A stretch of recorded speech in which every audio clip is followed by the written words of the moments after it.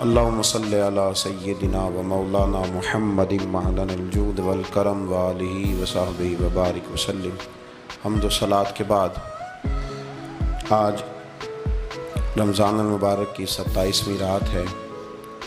امام اعظم ابو حنیفہ رحمۃ اللہ علیہ سمیت بہت سارے بزرگ یہ فرماتے ہیں کہ یہی لیلۃ القدر کی رات ہوتی ہے۔ اگرچہ وہ اس بات کو طے نہیں کرتے، لیکن فرماتے ہیں یہی اکثر ہم نے اسی مقام پر لیلۃ القدر کو پایا ہے۔ نبی رحمت علیہ الصلوۃ والسلام نے صحابہ کرام علیہم رضوان کے سامنے گزشتہ امتوں کے احوال ذکر فرمائے کہ 1,000 سال ان کی عمریں ہوتی تھی، 1500 سال تک وہ زندہ رہتے تھے۔ تو صحابہ کے دلوں میں تجسس پیدا ہوا کہ اگر عمر 1000 سال ہوگی تو نماز بھی تو 1000 سال ہی پڑھیں گے نا، اگر عمر 1500 سال ہوگی تو روزے، عبادتیں، یہ سارے کام بھی تو بڑے زیادہ کرتے ہوں گے۔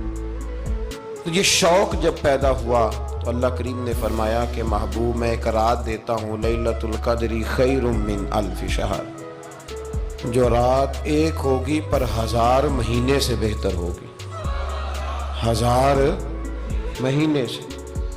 یہ رات اگر کسی کو میسر آ جاتی ہے اور پھر وہ صدق دل کے ساتھ، یعنی توجہ کے ساتھ، انہماک کے ساتھ، احتساب کی نیت سے، گناہوں کی معافی کی نیت سے اگر وہ اس رات کا قیام کرتا ہے، عبادت کرتا ہے، ذکر کرتا ہے، دعا کرتا ہے، تو محبوب کریم علیہ السلام نے وعدہ فرمایا ہے کہ اللہ اس کے پچھلے سارے گناہوں کو معاف فرما دے گا۔ دین، شریعت، قرآن، اسلام یہ بحث کرنے نہیں آیا دنیا میں۔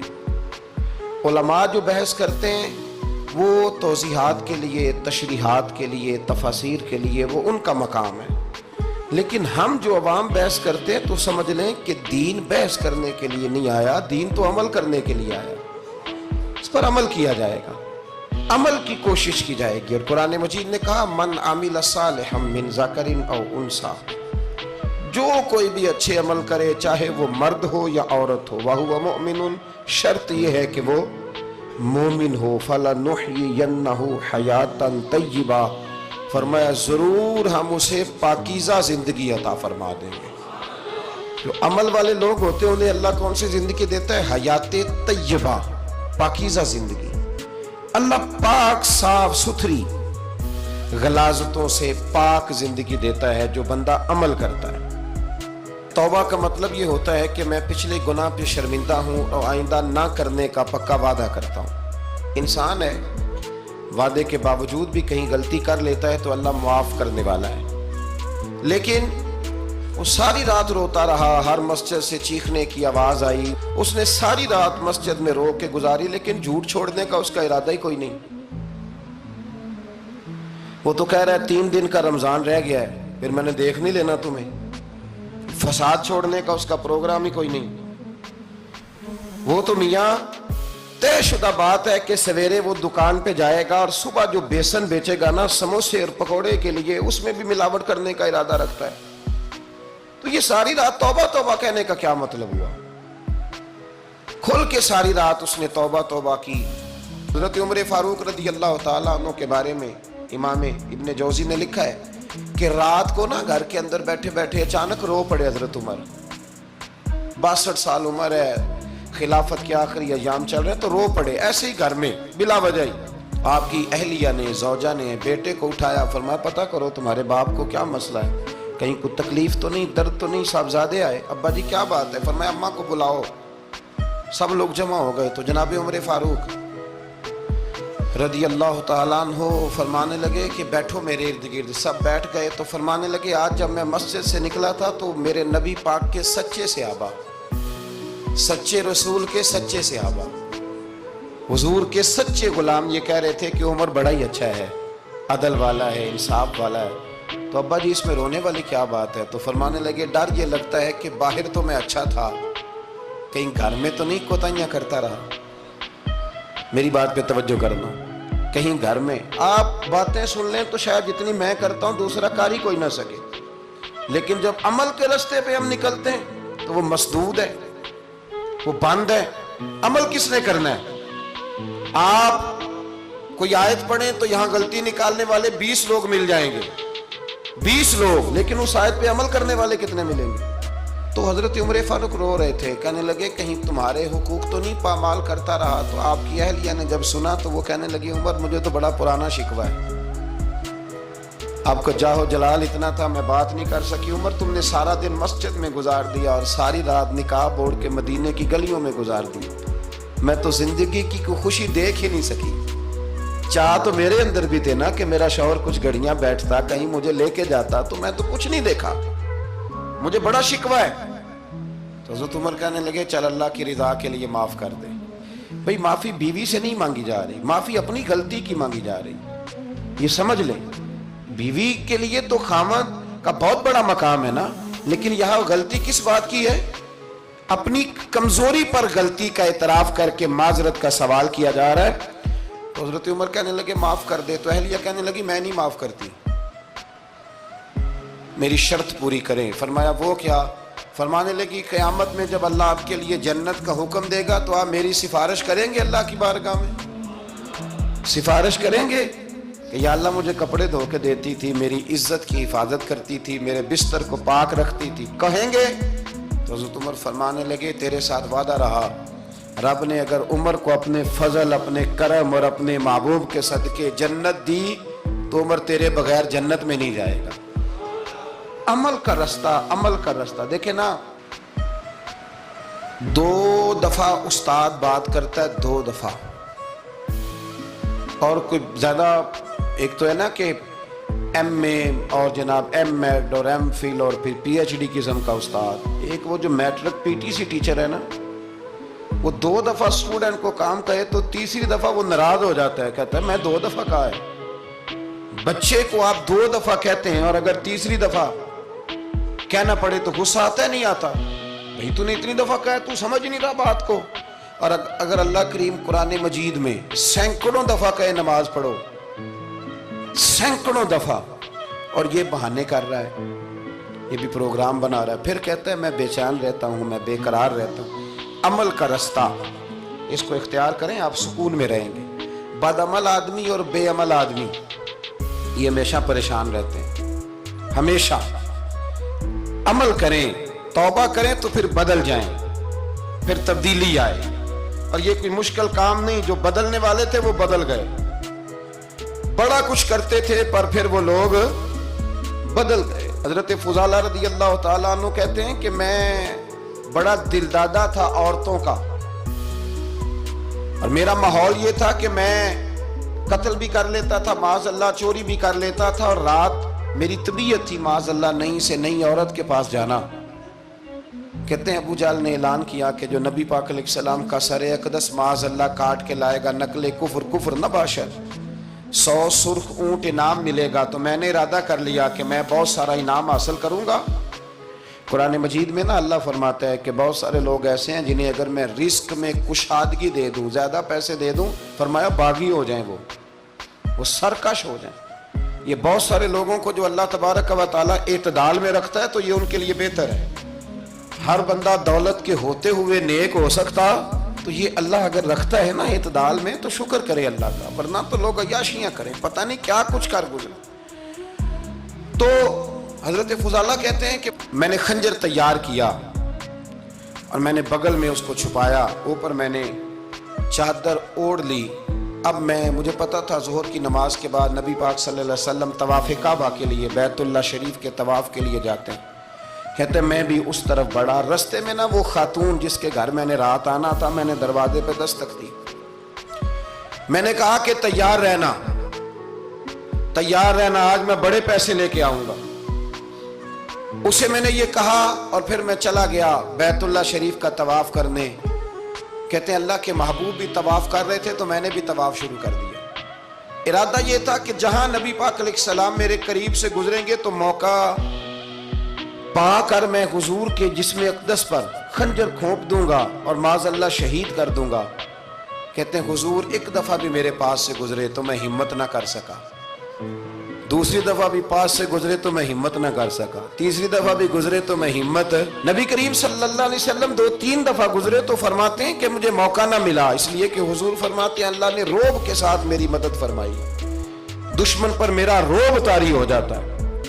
فرماتے ہیں جب چکر پورے ہو گئے تو محبوب کریم نہ چھٹے چکر پہ فرمانے لگے فضالہ چکر ایک رہ گیا ہے، بے خبر ہو جو غلاموں سے وہ آقا کیا ہے، ایک پھیرا رہ گیا۔ کہتے ہیں طواف مکمل ہو گیا تو محبوب میرے قریب آئے، فرمایا وہ کام کرتے کیوں نہیں جس کے لیے آئے تھے؟ میں نے عرض کی یا رسول اللہ کون سا کام، کیسا کام؟ اندر تو چور تھا نا، بانج فقیروں کسے نہیں ماریا اے ہوئی چور اندر دا، اندر چور تھا نا۔ کہتے ہیں حضور نے مجھے کندھے سے پکڑ کے ہلایا، فرمایا کرتے کیوں نہیں؟ جب حضور نے ہلایا تو وہ خنجر بھی پیروں میں گرا اور میں بھی رسول اللہ کے پیروں میں گر گیا۔ میں نے کہا حضور مجھے کلمہ پڑھا دیں۔ کہتے ہیں حضور نے پہلے میرے دل پہ دست مبارک پھیرا، پھر میرے نبی نے مجھے کلمہ پڑھا دیا۔ اب نا مرید ہونے والا کہتا ہے کہ جی آہستہ آہستہ میں ٹھیک ہو جاؤں گا۔ اب وہ آہستہ آہستہ کا کیا ترجمہ ہے یہ بالکل سمجھ نہیں آتی۔ بھئی کسی بندے سے 5 لاکھ روپیہ لینا ہے تو اس سے وہ کہتا ہے جی میں آہستہ آہستہ دوں گا، 500 روپیہ دے دیا کروں گا روز کا، تو کہتے ہیں میری رقم خراب ہوتی ہے، پورے دو۔ اور نیکی کی بات جب آتی ہے تو کہتے ہیں حضرت صاحب دین اتنا سخت نہیں ہے، میں آہستہ آہستہ ٹھیک ہو جاؤں گا۔ اب میں مغربی شاب پڑھنی شروع کر دیا میں نے، اب میں تسبیح لے لی ہے، کل میں نے بھی آہستہ آہستہ میں ٹھیک ہو جاؤں گا۔ یعنی رقم لینی ہو تو وہ آہستہ آہستہ قبول نہیں ہے، لیکن اور مکان کی رجسٹری اگر کرانی ہو تو مالک مکان کہے کہ آہستہ آہستہ کرا لو، کہتے ہیں پیسے پورے دیے، سویرے چل اور بیان دے۔ یہ کیا بات ہے؟ یہاں یہ جو ہمارا ماحول تھا نا کر لیں گے ہو جائے گا، یقین کریں لوگ قبروں میں چلے گئے ہیں پر مسجدوں میں نہیں آئے۔ ہر کام سے لوگ ریٹائر ہوئے پر گناہوں سے ریٹائر نہیں ہوئے، آخر تک تباہی اتر گئی لیکن لوگ بدلنے کو تیار نہ ہوئے۔ حضرت فضالہ کہتے ہیں ابھی میں نے کلمہ پڑھا، ابھی میں واپس آیا، رستے میں وہ بی بی کھڑی تھی، کہتے ہیں میں وہ شخص تھا کہ عورتیں مرتی تھی میرے اوپر اور کسی کی جرت تھی کہ وہ آئیں بائیں شائیں کرے، لیکن فرماتے ہیں میں بی بی کے پاس سے گزر گیا،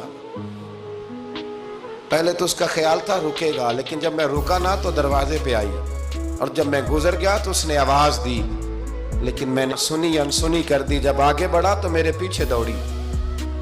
فرماتے ہیں مجھے پکڑ کے کہنے لگی فضالہ تجھے کیا ہوا، تو وہی نہیں جو یہاں سے گیا تھا؟ آپ فرماتے ہیں میں کبھی نہیں رویا تھا، میں کبھی نہیں رویا تھا، اور جب کہا نا تو وہی نہیں، کہتے میں نے سر اٹھایا تو میری آنکھوں میں آنسو تھے، میں نے کہا میں جو گیا تھا وہ نہیں ہوں، اب تو میں محمد عربی کا غلام بن گیا، اب میں وہ نہیں ہوں، اب نہیں ہو سکتا کہ کوئی میری نظر میلی ہو جائے، یہ کیسے ممکن؟ اب نا اسلام کی تعریف ہم نے یہ کی ہے کہ خبردار کوئی ہمارے قریب نہ آئے، ہم کسی کو بات نہیں کرنے دیتے کہ ہم مسلمان ہیں، ہم بات نہیں کرنے دیتے۔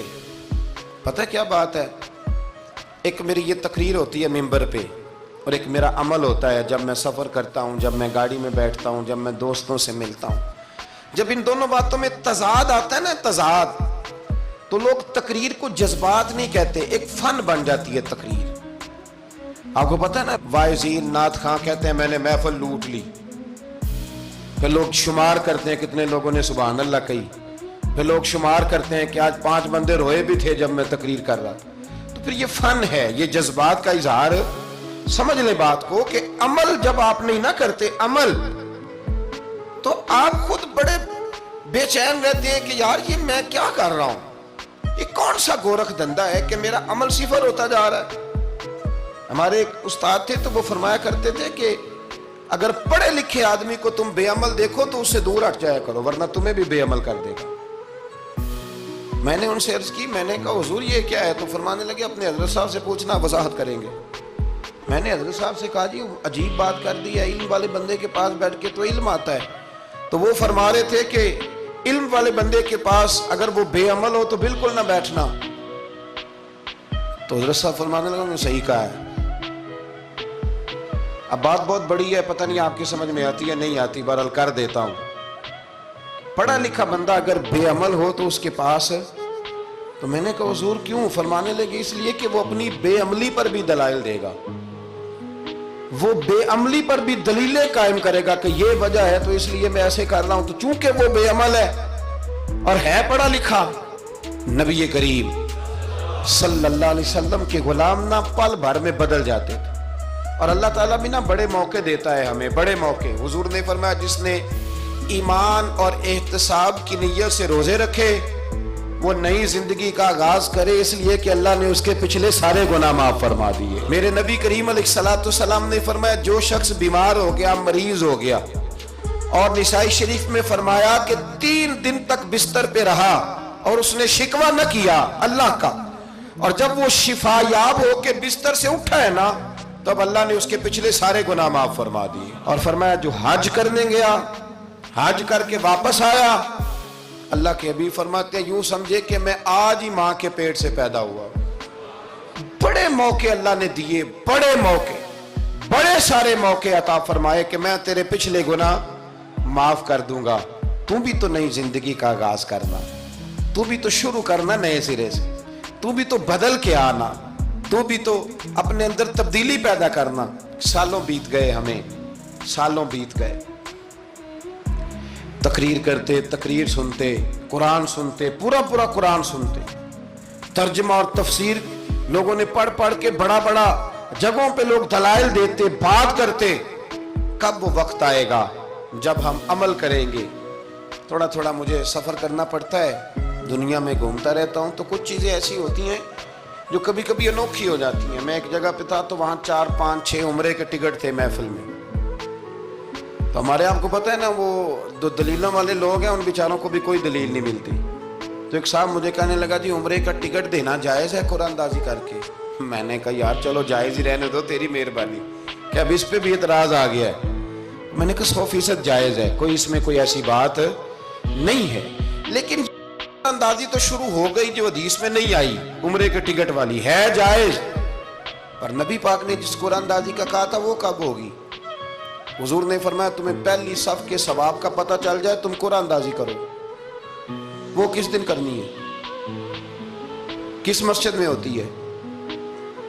حضرت عبداللہ ابن مسعود فرماتے ہیں تمہیں پتہ چلے اذان کا ثواب کتنا، تم قرآن اندازی کرو۔ کب کرنی ہے؟ کون پڑھے گا اذان؟ کون یہ آگے بڑھ کے کام کرے گا؟ بھئی جو قرآن اندازی حدیث میں ہے وہ کب ہوگی؟ یہ تو قرآن اندازی شروع ہو گئی اور ہو رہی ہے، اب تو لوگ جہیز دینے لگے ہیں قرآن اندازی کر کے، یہ ماحول بن گیا۔ دین عمل کرنے کے لیے آیا ہے، جو حکم میرے نبی پاک کے غلاموں کو ملا انہوں نے عمل کر کے دکھایا، انہوں نے عمل کر کے دکھایا، وہ عمل کے میدان کے لوگ تھے۔ حضرت ابوبکر صدیق سے زیادہ روایات مروی نہیں ہیں، اگر ڈھونڈنے نکلو گے تو زیادہ قول نہیں ملیں گے ان کے۔ حضرت عمر فاروق کے زیادہ اقوال، زیادہ ارشادات آپ کو نہیں ملیں گے۔ حضرت سیدنا عثمان غنی کی زیادہ باتیں آپ کو نہیں ملیں گی، ان کا عمل ملے گا، ان کا کردار ملے گا، ان کا لب و لہجہ ملے گا، زندگی گزارنے میں کیا طریقہ اختیار کیا وہ آپ کو ملے گا۔ اب تو وہ لوگ رخصت ہو گئے جن کے عمل سے لوگ زندگی پکڑتے تھے، عمل سے، کردار سے۔ تو عمل کا رستہ کب اختیار کریں گے؟ آگے کب بڑھیں گے؟ میرے رسول کریم صلی اللہ تعالی علیہ وسلم کے غلام عمل کرتے تھے، اور جب عمل کرتے تھے پھر اس کا رزلٹ آتا تھا۔ یاد رکھنا، رزلٹ نیتوں کا آتا ہے، ارادوں کا آتا ہے، عمل کا آتا ہے۔ گفتگو کا رزلٹ، آپ بڑا اچھا سبق سنا لیں تو پیپر نہ دیں تو پاس ہوں گے کہ فیل؟ آپ تو کہہ رہے تھے وہ مجھے سارا ہی آتا تھا۔ تو عمل آپ کرتے ہیں تو عمل پر نتیجہ ہوتا ہے، عمل پر۔ حضرت عبداللہ ابن مبارک رحمت اللہ علیہ کے جو والد تھے نا، ان کا نام مبارک تھا، وہ ایک باغ میں رہا کرتے تھے، باغ کی دیکھ بھال کرتے تھے بڑے صاف ستھرے، بڑی ان کی طبیعت میں نکھار تھا۔ آج مسئلہ ہمارے ملک کا یہ ہے کہ ہمارے ملک میں صرف سیاستدان ہی جو ہے وہ غلط کام نہیں کرتا، یا بہت بڑی انڈسٹری ہو تو وہاں خرابی نہیں ہوتی، بلکہ ریڑی والے کا بھی اگر ہاتھ پڑ جائے نا تو چھوڑتا وہ بھی کوئی نہیں، الا ماشاءاللہ۔ وہ بھی جو اچھے آم ہوتے ہیں وہ فرنٹ پہ لگائے ہوتے ہیں، اس نے دکھانے کے لیے اور ہوتے ہیں اور دینے کے لیے اور ہوتے ہیں، اور وہ کہتا ہے کہ یہ بھی تو میں نے بیچنے ہیں نا، تو بھئی اگر یہ بھی بیچنے تھے تو اکٹھے لگانے چاہیے تھے، لیکن معیار ہے نا ہمارا، عمل کا رستہ مسدود ہے۔ حضرت مبارک جو تھے وہ مالی کے طور پر غریب آدمی تھے تو کام کاج کرتے تھے۔ تو ایک دن باغ کا مالک آ گیا، اس نے آ کے آپ سے کہا کہ کنوں کا باغ تھا، اس نے کہا کہ لاؤ ایک، کنوں لا کے دیا تو کھٹا تھا، اس نے کہا یہ نہیں ٹھیک، دوسری درخت سے لاؤ، دوسرے سے لائے تو وہ بھی کھٹا تھا، تیسرے سے لائے وہ بھی کھٹا تھا۔ کہنے لگا بیٹے کتنے سال ہو گئے تمہیں؟ تو فرمانے لگے 10-12 سال۔ تو کہنے لگے تمہیں ابھی بھی نہیں پتا کس جگہ کا کنوں میٹھا ہے، سارے کڑوے لائے ہو؟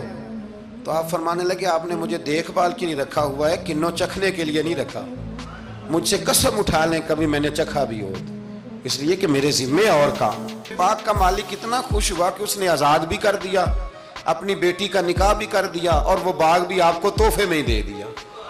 ان کے گھر حضرت عبداللہ بن مبارک پیدا ہوئے۔ ان کے والد گرامی کہتے ہیں کہ ایک دن پھر ایسا ہوا کہ میں نے نا باغ بڑا سجایا، سوارا، محنت کری، بادشاہ آ گیا۔ تو بادشاہوں کو بھی کچھ چیزیں پسند آ جاتی ہیں نا، اور ہمارے ملک میں تو ڈھیر سارے لوگ بادشاہ ہیں، ڈھیر سارے لوگ بادشاہ ہیں۔ اگر کسی تگڑے بندے کو کسی غریب کی جھونپڑی پسند آ گئی پھر اسے دینی ہی پڑے گی، بلکہ ایسی ایسی خبریں سننے کو ملتی ہیں کہ چودھری صاحب نے آ کے کہا ہے کہ مفت دینی ہے کہ پیسے لے کے دینی ہے، یہ یہاں تک خبریں۔ تو بادشاہ آ گیا، اس نے دیکھا بڑا سجا سنورا باغ ہے، اس نے حضرت مبارک سے کہا کہ مجھے نا جوس بنا کے پلاؤ کنوں کا۔ تو حضرت نے اسے نا جوس دیا، اس نے پیا تو بڑا مزہ آیا، کہنے لگا ایک گلاس اور نہیں دیتے؟ حضرت اور بنانے لگے تو اس کے دل میں نا اس سے پہلے خیال آ گیا کہ باغ بڑا شاندار ہے اور پھل بھی بڑا مزیدار ہے، تو قبضہ نہ کر لوں، اپنا ہی نہ ہو جائے، یہ اس کو دیتے ہیں تھوڑے بہت پیسے، یہ نکل جائے گا، نہ بھی نکلا تو ڈانٹ دیں گے۔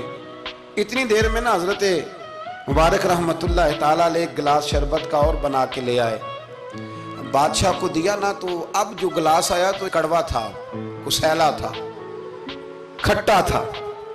تو بادشاہ کے گلے کو پڑا تو کہنے لگا یہ تم نے کیا کیا؟ پہلے تو بڑا میٹھا تھا، باغ وہی ہے تو ذائقہ کیسے بدل گیا؟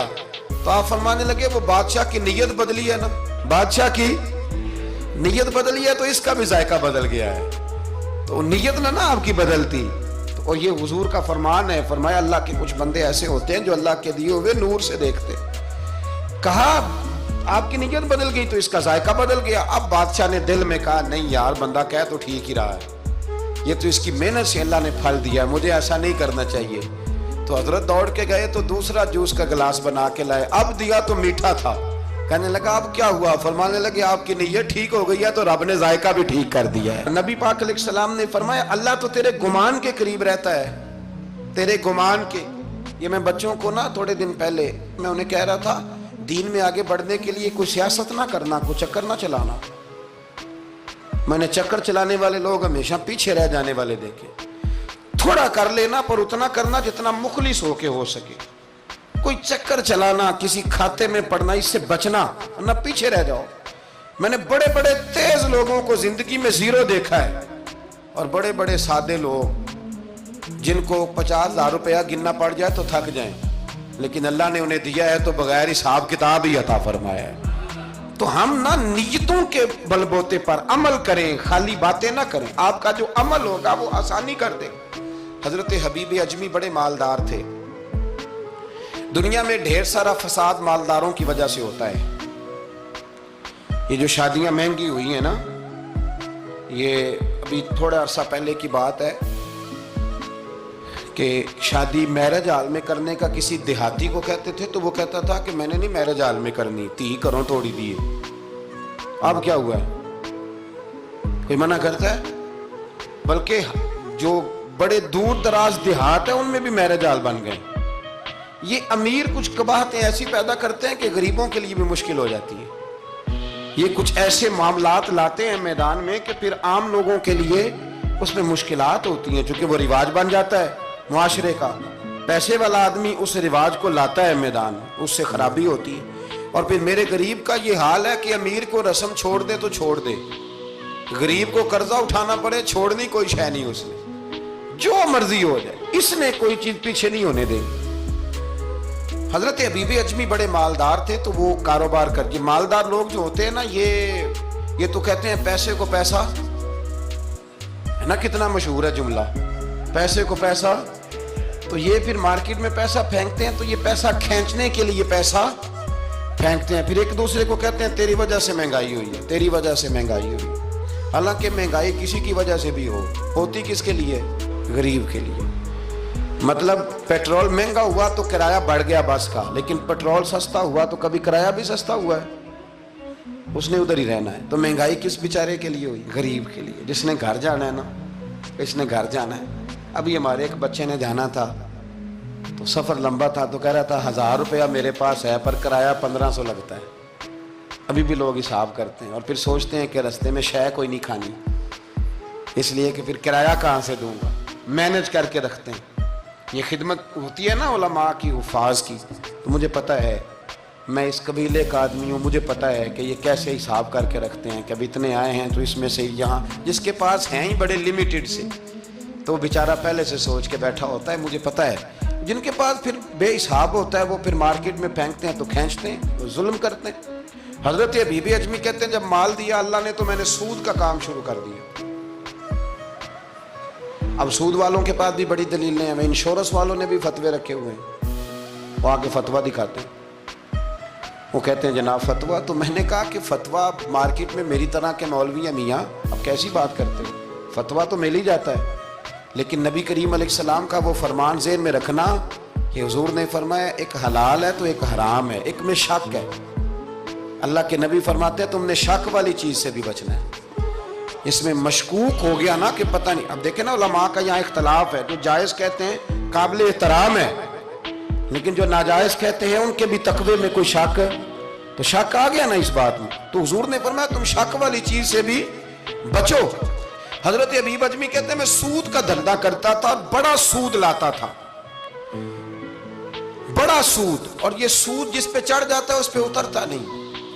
پاکستان کا بھی بنیادی مسئلہ یہ ہے کہ سود اتنی بڑی نحوست ہے کہ یہ اللہ رسول سے جنگ ہے, کیونکہ بہت زیادہ سود ہم دیتے ہیں.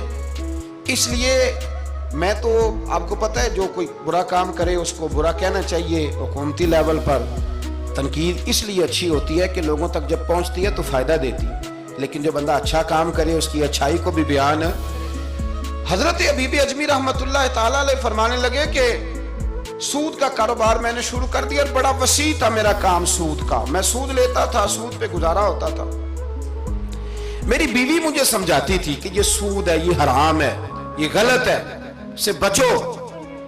کہتے ہیں وہ کئی دفعہ مجھے کہتی تو میں ڈانٹ دیتا. ایک دن نا میں سود کے پیسے لے کے نا آ رہا گھر, اس کا میں نے گوشت خریدا, بیوی کو دیا کھانا پکانے کے لیے, تو اس نے ہنڈیا چولہے پہ رکھی. کہتے اس نے ذرا اس کے اندر چمچہ جو چلایا ہنڈیا میں, تو وہ لایا میں گوشت تھا پر سارے کا سارا خون بن گیا, خون بن گیا سارے کا سارا. اللہ اکبر. کہتے ہو میری بیوی چیخیں مارنے لگی اور لا کے میرے آگے رکھا, کہنے لگے یہ تیرے سود کے پیسے خون بن گئے, آ تجھے بھی پلاؤں اور تیرے بچوں کو بھی. وہ کہتے ہیں نا کچھ لوگ کے گھر کے کونے سے چیخنے کی آواز آتی ہے تو سارے پیر بلائیں یا فرق کوئی نہیں پڑتا. تو میں کہتا ہوں پھر غور کر لو, شاید اس کونے میں کسی یتیم کے پیسے لگ گئے ہوں, کسی بیوہ کی آہیں ہوں. اگر اس رقم کی کوئی گھر بن جائے نا تو پھر ساری دنیا کے پیر جمع کرو تو چیخنے کی آوازیں بند نہیں ہوا کرتی. حضرت حبیب اجمی رحمت اللہ تعالیٰ علیہ فرمانے لگے کہ وہ جب بن گیا نا خون, تو اب میرے اندر نا چوٹ لگی کہ یار اگر دنیا میں اللہ تعالیٰ مجھے نظارے دکھا رہا ہے تو آخرت میں میرا کیا بنے. کہتے میں درد کے ساتھ باہر نکلا. بچے گلی میں کھیل رہے تھے, جب ان کے قریب سے گزرنے لگا نا, تو ہم تو کہتے ہیں نا لوگ حسد میں بات کرتے ہیں, لیکن ایسی بات نہیں ہے. کچھ شریر لوگ ہوتے ہیں جو حسد میں بات کرتے ہیں, پر دیکھنا چاہیے کہ لوگ ہمارے بارے میں کیا کہتے ہیں. انتم شہداء اللہ فی الارض, حضور نے فرمایا تم زمین پر اللہ کے گواہ ہو. مومن جو تمہارے بارے میں کہے کان لگا کے سنو. لوگ تمہیں کیا کہتے ہیں, کن لفظوں سے یاد کرتے ہیں. جن لفظوں سے لوگ دنیا میں یاد کرتے ہیں, مرنے کے بعد بھی انہی لفظوں سے یاد کریں گے. انہی لفظوں سے. کوئی تمہارے لیے ہاتھ اٹھا کے دعا نہیں کرے گا. ہاں اگر تم نے خیر کی ہوگی تو پھر لوگ گلیوں سے نکل نکل کے آئیں، پھر لوگ روئیں گے کہ بندہ بڑا تھا۔ تو حبیب اجمی کہتے ہیں میں باہر نکلا تو بچے کھیل رہے تھے، تو ایک بچہ ان میں سے کہنے لگا پیچھے ہٹ جاؤ، پیچھے ہٹ جاؤ، بڑا ظالم ہے، بہت بڑا سود خور ہے۔ چھوٹا بچہ، ایسا نہ ہو کہ اس کے پیروں سے مٹی اڑے اور ہمارے کپڑوں پہ پڑ جائے تو ہمیں بھی نحوست ملے، چھوڑو سودیا ہے۔ کہتے ہیں میرے دل پہ اور چوٹ لگی، میں نے کہا یا اللہ تیری چھوٹی چھوٹی مخلوق بھی مجھ سے نفرت کرتی، یہ بچے تک کہتے ہیں کہ میں اس طرح کا ہوں۔ بچے فرمانے لگے، میں وہاں سے سیدھا حضرت حسن بصری کے پاس گیا، میں نے کہا حضور مجھے توبہ کرا دیں۔ یہ پتہ ہے اللہ والوں کے پاس لوگ کیوں جا کے توبہ کرتے تھے، مرید ہوتے تھے؟ اس لیے کہ توبہ پہ قائم رہنا بڑا مشکل ہوتا ہے۔ کوئی ایسا بندہ ہونا چاہیے جو ہمیں توبہ پہ قائم رکھے، جو روز ہمیں نصیحت کرے۔ دیکھیں نا، ہمارے سینئر ہوتے ہیں ہر فیلڈ میں، اگر کہیں ہم الجھ جاتے ہیں تو اپنے سینئر سے بات کرتے ہیں۔ تقوی کے پرہیزگاری کے راستے میں بھی ہمارا کوئی سینئر ہونا چاہیے تاکہ وہ ہمیں بتائے کہ پرہیز کہاں کرنی ہے، دوائی کیسے کھانی ہے اور آگے کیسے بڑھنا ہے۔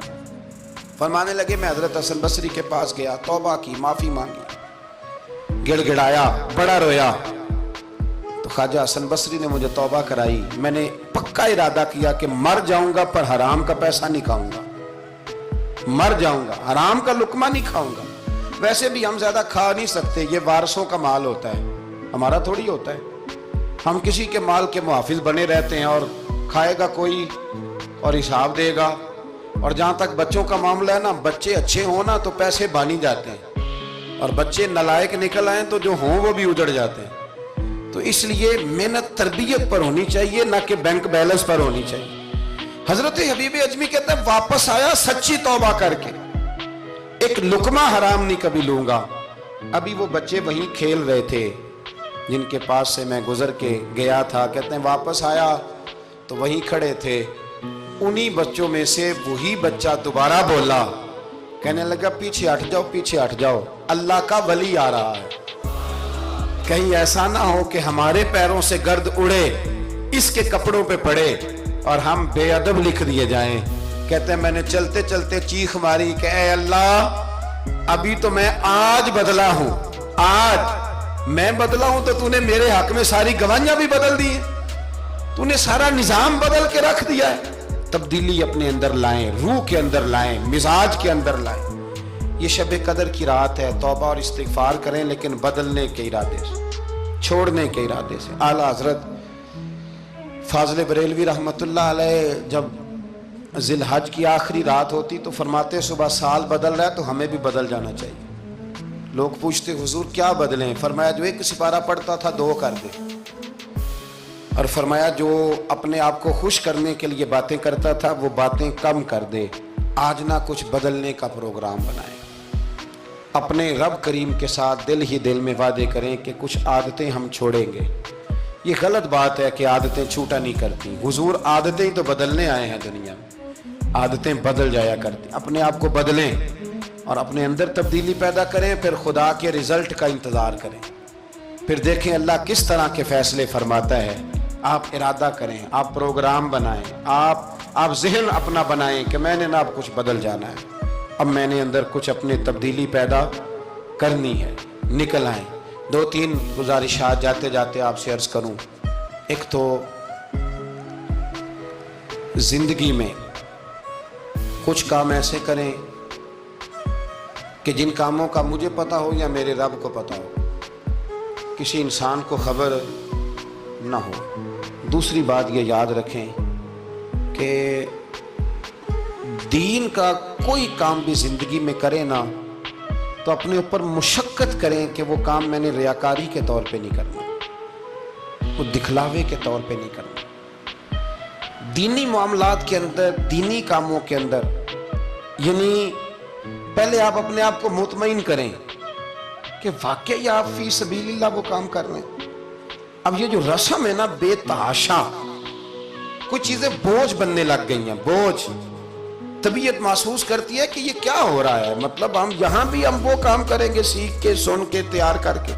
باہر آئیں تھوڑا۔ حضرت ابو مرتعش ایک درویش گزرے، وہ کہتے ہیں میری حج کی تیاری تھی، میں گھر میں بیٹھا تھا، بالکل تیار تھا، کل پرسوں جانا تھا، تو میری اماں نے پانی مانگا، بیٹا پانی دینا۔ رسالہ کشیریہ میں اس کو لکھا ہے، کہتے ہیں اماں جی نے کہا پانی لاؤ، تو میں نے نا چھوٹے بھائی سے کہا اماں جی کو پانی دینا۔ اماں جی نے مجھ سے پانی مانگا ہے۔ یہ جو پیر صاحب ہوتے ہیں ان کو بھی اماں کی خدمت کرنی چاہیے کہ نہیں کرنی چاہیے؟ وہ جو انڈسٹری کا مالک ہے 2 کروڑ روپیہ وہ نرس رکھ دے اماں کو کہ خود اماں کو روٹی کھلائے۔ وہ کہتا میں کر تو رہا ہوں، میں ہی تو تنخواہ دیتا ہوں، بی بی جو رکھی ہوئی ہے، کس کو خدمت کرنی چاہیے؟ ڈاکٹر صاحب کو، انجینئر صاحب کو، نبی وقت بھی ہو نا، نبی وقت بھی اور ولی وقت بھی، تو ماں اس کے لیے بھی قابل تعظیم ہوتی۔ آپ بات کو سمجھے؟ نبی کریم علیہ السلام تو اپنی رضائی ماں آتی تھی تو حضور اٹھ کے کھڑے ہو جاتے تھے۔ حضور نے کہا یہ تعظیم کا موقع ہے۔ حضرت ابو مرتعش کہتے ہیں اماں نے پانی مانگا، کل میں نے حج پہ جانا تھا، چھوٹے بھائی سے کہا ذرا اماں کو پانی دینا، چونکہ میں تو پیر صاحب ہوں، میں تو علامہ صاحب ہوں، 25-30 آدمی ابھی گلی میں کھڑے ہیں مجھے ملنے والے، بہت پتر تو پانی لا دے، پانی کی بات ہی ہے نا۔ کہتے ہیں فوراً میرے دل میں خیال آیا کہ سینکڑوں میل کا سفر حج کا پیدل کرنا ہے، اس کے لیے تیرا نفس تیار ہے، اور یہاں سے اٹھ کے وہاں مٹکے سے پانی ڈالنے جانا ہے اماں کے لیے، اس کے لیے ذہن تیار نہیں۔ فرماتے ہیں پھر میرے اندر سے آواز آئی، یہ تو حج کرنے جا رہا ہے نا، اس میں لوگ تجھے حاجی کہیں گے، اور واپسی پہ تیرے گلے میں پھولوں کا ہار ڈالیں گے، لیکن اماں کو پانی پلانے پر تو کوئی بندہ انعام نہیں دے گا، کوئی شور نہیں ہوگا۔ تو فرماتے ہیں میں سمجھ گیا کہ ابھی میں حج کے لیے نفسیاتی طور پر تو تیار ہوں پر دلی طور پر تیار نہیں ہوں۔ کہتے ہیں میں نے حج کا ارادہ چھوڑ دیا۔ میری اماں کہنے لگی بیٹے جاتا کیوں نہیں؟ میں نے کہا اماں پہلے تیرے تک پہنچ لو، پھر بیت اللہ شریف تک بھی پہنچ جاؤ۔ تو دینی کام زندگی میں کوئی بھی کرے نا، مخلص ہو کے کرے، نکل آئیں تصنع سے، بس کریں۔ یار مطلب سب کے سامنے اداکاری تو اللہ رسول کے سامنے بھی اداکاری چھوڑ دے یار۔ مطلب ویسے بھی میں کہتا ہوں اداکاری کرتے بندہ تھک جاتا ہے، اداکاری کرتے کرتے نا بندہ وہ لمبی نہیں چلتی۔ تو آپ نارمل زندگی میں اللہ رسول کے ساتھ رہیں گے تو وہ آپ کے لیے بہتری ہوگی، آسانی ہوگی آپ کے لیے۔ میں شب برات کی محفل کے بڑے پوسٹر نہیں بنواتا، شب قدر کے بھی نہیں بنواتا، اگر کبھی بنتے ہیں تو دوست کوئی بنا کے لگا دیتا ہے، بڑا مختصر سا پیغام، وہ بھی شاید آج کیوں بلا۔ میں دوستوں کو ہمیشہ کہتا ہوں کہ جس کو تنہائی میں شب قدر میں مزہ آتا ہے نا اللہ اللہ کرنے کا، وہ تنہائی میں کرے، لیکن زیادہ تر لوگ کر نہیں پاتے، اس لیے ہم محفل کو سجاتے ہیں۔ اس میں کوئی ایسا مقصد نہیں، کوئی ایسا معاملہ نہیں، خدا را کچھ تھوڑا سا اخلاص للہیت پیدا کریں طبیعت میں، اور کبھی بھی دین کے معاملے میں کسی جگہ بھی کوئی ایسا کام نہ کریں جس میں رکاوٹ ہو، آزمائش ہو۔ ابھی کی بات بتاتا ہوں، میں نے ہمارے جو تراویح کے حافظ صاحب ہیں ان کی خدمت کی۔ ابھی ہم نے، مجھے ایک سنگی کہنے لگے آپ نے بتایا نہیں کیا دیا ہے؟ میں نے کہا میرے خیال میں بتانے کے لائق ہوتے تو شاید بتاتا۔ اب آپ کسی کو 2-4 ہزار دے کے اس کا اعلان کریں گے، یہ کچھ چیزیں ہیں نہیں اعلان کرنے والی۔ پھر یہ کہ وہ میں دیکھتا رہتا ہوں نا جی، تصویریں پہنچتی رہتی ہیں کہ جو 500 دے رہا ہے وہ بھی فوٹو کھنچوا رہا ہے، جو سوٹ دے رہا ہے وہ بھی فوٹو کھنچوا رہا ہے۔ تو جو ایک جگہ پہ میں کھانے کے لیے بیٹھا تھا ٹیبل پہ، تو انہوں نے پہلے نا برتن اٹھا کے تو چاولوں کی فوٹو کھینچی، پھر قورمے کی کھینچی، پھر ساری چیزوں کی۔ تو میں نے کہا کہ یار پہلے ہمیں پوچھ لو ہم نے کیا کیا کھانا ہے، جو کھائیں گے اس کی فوٹو کھینچ لینا۔ اب تم ہماری فوٹو کے ساتھ قورمہ فٹ کرو گے تو لوگ تو کہیں گے نا مولانا کھا کے گئے، تو میں نے پتہ نہیں کھانا ہے نہیں کھانا۔ تو آپ ڈریں اللہ تعالیٰ سے، ہر بات میں تھوڑی یہ مطلب تصنع آئے گی، ہر بات کے اندر تھوڑا یہ معاملہ رہے گا۔ تو تیسری گزارش جو بڑی ضروری اور بڑی اہم ہے، دنیا میں جو چیز اس وقت سب سے زیادہ پریشانی کا شکار ہے وہ دینی اقدار ہیں۔ ہر شعبے میں تیزی سے کام ہو رہا ہے، تیزی سے، اور دینی اقدار کو لوگ پیچھے کرتے جا رہے ہیں۔ کئی بہانے ہیں لوگوں کے پاس، کہتے ہیں مولوی لڑتے بڑا ہے تو ہم کدھر جائیں؟ تو میں کہتا ہوں کون سا مولوی کہتا ہے شراب پیو؟ کہا ہے کبھی کسی مولوی نے؟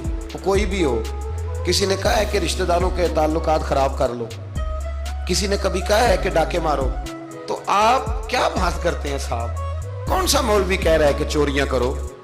تو دینی اقدار اور چیز کا نام ہے. اصول میں اختلافات ہیں، وہ اپنی جگہ پہ قائم ہیں، وہ رہیں گے، چلے آ رہے ہیں، لیکن آپ دینی اقدار کا خیال کریں. اب نئی بحث چھڑ گئی ہے کہ مسجد میں سیمنٹ کی بوری دینے سے بہتر ہے کسی غریب کو آٹے کا تھیلا دے دو. اصل بات یہ غریبوں کی آواز بند کرنا چاہتے ہیں. ایک مسجد واحد جگہ ہے جہاں سے غریبوں کی آواز بلند ہوتی ہے. سویرے تجربہ کرنا، سویرے کسی مسجد میں افطاری کے وقت پہنچنا، لائنوں میں لگ کے لوگ افطاری کر رہے ہوں گے اور سینکڑوں لوگ روٹی کھا رہے ہوں گے اور ان میں امیر کوئی بھی نہیں ہوگا، سارے ماڑے لوگ ہوں گے. تو مسجد ہی تو ہے، جب بنتی ہے تو غریب کی بات ہوتی ہے، غریب کو روٹی ملتی ہے. یہ مدارس کے اندر سیٹھوں کے بچے پڑھنے آتے ہیں، تو یہ کفالت خانہ نہیں سمجھتے آپ تو لوگوں کو بھکاری بنا رہے ہیں. بھکاری مجھے پتہ ہے کہ بہت بڑے ہاسپٹل میں جو صدقات اور زکوٰۃ کے نام پہ بنا ہے، وہاں بھی اگر آپ نے علاج کرانا ہے تو آپ کو پہلے رسوا ہونا پڑتا ہے. ناراض نہ ہونا، میں بتا رہا ہوں رسوا ہونا پڑتا ہے، میں ذمہ داری سے کہہ رہا ہوں. وہ کہتے ہیں جاؤ جا کے اپنے علاقے سے لکھوا کے لاؤ کہ ہم نے زکوٰۃ میں سے علاج کرانا ہے. لکھوانا پڑتا ہے کہ نہیں لکھوانا پڑتا؟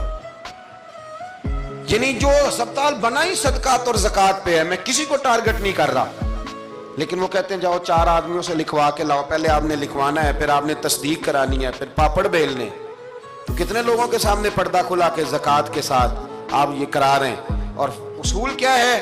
صدر الشریعہ فرماتے ہیں اگر تمہیں پتہ ہے میرے بھائی کو زکوٰۃ لگتی ہے تو بتا نا زکوٰۃ ہے. اسے کیا یہ عیدی ہے، بچوں کے کپڑے لے لینا. اسے بتا نا، پڑھیے بارے شریعت، بتا نا. اسے کہہ کہ یہ میری طرف سے تحفہ ہے، اسے کہہ ہی نا. اسلام اتنی پردہ داری، یہ جو ہمارے مدارس ہیں نا، میں بڑی ذمہ داری سے، یہ مجھ سے پہلے ایک دوست نے پوچھا، پھر 2 4 5 لوگوں نے پوچھ لی یہ بات. تو میں نے کہا کہ نبی پاک کو یتیموں غریبوں کا بڑا خیال تھا، پر حضور نے تو مدینے آ کے سب سے پہلے مسجد ہی بنائی ہے. حضور نے باقی سارے کام بعد میں کی. تو یہ اب نیا پراپیگنڈا ہے. دینی اقدار میں تھوڑا تھوڑا نا اپنا حصہ ڈالیں. کس طرح بھلا؟ کس طرح؟ جب بہت سارے لوگ دین کے مخالف بات کر رہے ہوں تو آپ ایک آواز صرف بلند کر دیں کہ نہیں یار ایسی کوئی بات نہیں ہے. دین کل بھی قابل عمل تھا، آج بھی قابل عمل ہے، قیامت تک قابل عمل رہے گا. آپ اپنا حصہ ڈالیں. وہ چندے دینے، وہ باقی معاملات بڑے بعد کے ہیں، لیکن میں سمجھتا ہوں سب سے زیادہ جس چیز کی ضرورت ہے وہ یہ ہے کہ ہم دین کے نمائندے بنیں. اب نہ 50 لوگ دین مخالف بات کر رہے ہوتے ہیں، پر ایک بھی اٹھ کے کہتا نہیں کہ یار یہ آپ ٹھیک نہیں کہہ رہے، یہ بات غلط ہے، یہ درست نہیں ہے. میں آپ سے گزارش کروں گا، وہ آپ کسی میدان میں بھی ہیں، کسی چوک میں بیٹھے ہیں، سوشل میڈیا پہ بیٹھے ہیں، کہیں بھی بیٹھے ہیں، آپ اپنے دین کے نمائندے بنیں. اس تیزی کے ساتھ لبرل لوگ دین کو بدنام کرتے ہیں، اس تیزی کے ساتھ نظام کو چلاتے ہیں، اتنی خرابی پیدا کرتے ہیں کہ آنے والی نسل دین بیزار ہوتی جا رہی. دین بیزار یعنی بچے خوف کھاتے ہیں مسجد کے، مدرسے کے، مولوی کے نام سے خوف کھاتے ہیں. اور خدا کے بندو، جس بندے نے پاکستان بنایا تھا نا، خواب دیکھا تھا، وہ بندہ اس دور میں پی ایچ ڈی تھا جب پی ایچ ڈی بندے چراغ لے کے نہیں ملتے تھے. اقبال نے اس زمانے میں پی ایچ ڈی کی جب پی ایچ ڈی پتہ نہیں شاید خال خال ہوتی تھی. وہ ڈاکٹر بھی تھے، وہ شاعر بھی تھے، فلسفی بھی تھے، ادیب بھی تھے، بہت بڑے منطقی تھے اقبال. اور ردیف قافیہ، مجھے تھوڑی سی دلچسپی ہے شاعری سے، پر میں دنگ رہ جاتا ہوں جب اقبال کو پڑھتا ہوں کہ پتہ نہیں لفظ اس بندے کے سامنے ہاتھ جوڑ کے کھڑے رہتے تھے، ہمیں استعمال کر. لیکن اس بندے نے علامہ کہلانا پسند کیا. اسے کوئی علامہ کہتا تھا تو اقبال راضی ہوتے تھے، فرماتے تھے جب کہ مجھے علامہ کہتا ہے تو مجھے یوں لگتا ہے کہ میں مصطفیٰ کے دین سے جڑا ہوں. وہ پسند کرتے تھے یہ بات کہنا، پسند کیا اس شخص نے. یہ آپ سمجھے، سرما تھا میری آنکھ کا خاک مدینہ و نجف، یہ پسند کیا اس بندے نے یہ بات کہنا. اس نے پسند کیا اپنے آپ کو رسول اللہ صلی اللہ علیہ وسلم کا غلام کہنا. آپ سمجھے نہ جہاں میں کہیں بھی اما ملی، جو اما ملی تو کہاں ملی. کہنے لگے میرے جرم خانہ خراب کو تیرے عفو بندہ نواز. تو اس لیے دین کے آپ محافظ بنیں، اور میرے سے زیادہ آپ کی آواز بلند ہوگی. جب ایک اسٹوڈنٹ پینٹ شرٹ پہن کے دین کی بات کرے گا تو لوگ کہیں گے نہیں رمق ہے، اس کو یہ کہہ کے بند نہیں کریں گے تو مولوی ہے تیری. تو میں آج شب قدر میں آپ سے گزارش کرتا ہوں، میں منت کرتا ہوں. اب نہ بڑی تباہی ہو گئی ہے، میری نسل کے آنے والے بچے دین بیزار ہو گئے، وہ ڈرتے ہیں، شب قدر کی راتوں میں مسجدوں میں نہیں آتے، शब बारात की रातों में मस्जिदों में नहीं आते। एक तेजी से जाल फेंका गया है और काफिर उसमें कामयाब है। खुदारा वापस लौटो, अपने दीन के नुमाइंदे बनो। इकबाल कहा करते थे, मेरी जिंदगी का मकसद तेरे दीन की सरफराजी, मैं इसीलिए मुसलमान, मैं इसीलिए नमाजी। कहने लगे या रसूल अल्लाह, मैं मुसलमान भी इसलिए हूं कि मैं दीन की बात करूंगा, और नमाज भी इसलिए पढ़ता हूं कि तेरे दीन का झंडा बुलंद होगा। पर दीन नबी दा वांग यतीमा रोवे ते कुरलावे, ते आखे मैं कित्थों लब्बा उमर बहादुर जेड़ा मैनू सीने लावे। बड़ी कसम पुरसी है। दीन के नुमाइंदे बनो, दीन की जिम्मेदारियों पर आप अपना किरदार अदा करो, ये बड़ा ज़रूरी है। थोड़ी मनसूबाबंदी दीन के लिए भी करो। अगर प्रोफेसरों में, डॉक्टरों में, इंजीनियर लोगों में, सियासतदानों में आपको अच्छे लोग मिल जाते हैं और आप दिलो जान से उन पे कुर्बान होने लगते हो, तो कोई दीनदार भी तलाश कर ही लो। इंशाल्लाह बड़े बड़े अच्छे लोग मिल जाएंगे और अल्लाह के फजल से मिल जाएंगे, अल्लाह के करम से मिल जाएंगे।